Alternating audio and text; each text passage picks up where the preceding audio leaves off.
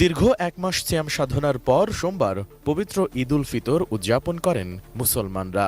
এদিন রাজধানীর বাংলাদেশ চীন মৈত্রী সম্মেলন কেন্দ্রের পাশে পুরানো বাণিজ্য মেলার মাঠে ঈদের নামাজের আয়োজন করে ঢাকা উত্তর সিটি কর্পোরেশন। সেখানে ইমামতি করেন কারি গোলাম মোস্তফা এবং বিকল্প ইমাম হিসেবে সঙ্গে ছিলেন মুফতি জুবায়ের আহমেদ আল আজহারি।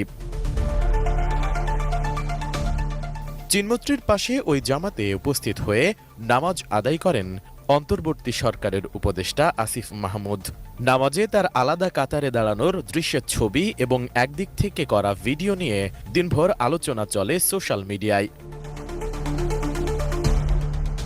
যেখানে দেখা যায় ইমামের ঠিক পেছনে আলাদা একটি কাতারে দাঁড়িয়েছেন আসিফ মাহমুদ। প্রচারিত ওই ভিডিওতে কাতারে আর কাউকেই দেখা যাচ্ছিল না। এর ফলেই আলোচনার সূত্রপাত। কিন্তু আসল ঘটনা সেটা না।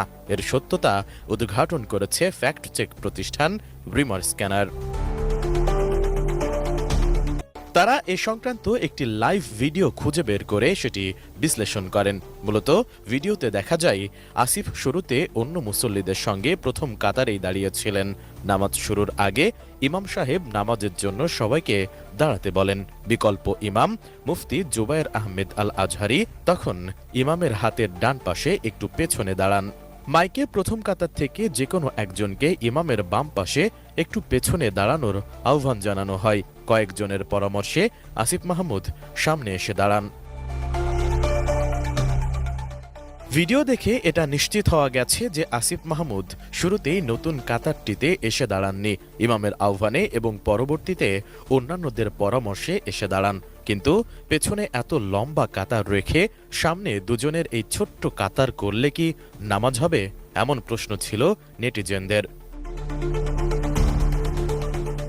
এ বিষয়ে বিকল্প ইমাম মুফতি জুবায়ের আহমেদ আল আজহারি জানান, ইমাম সাহেবের সঙ্গে বিকল্প ইমাম সাহেব দাঁড়াবেন। এক পাশে দাঁড়ালে অন্য পাশে খালি থাকে। পেছনে জায়গা হচ্ছিল না বিধায় সামনে আরেকজন আসতে হয়। তখন প্রশাসক মহোদয় উপদেষ্টা মহোদয়কে সামনে আসার অনুরোধ করে।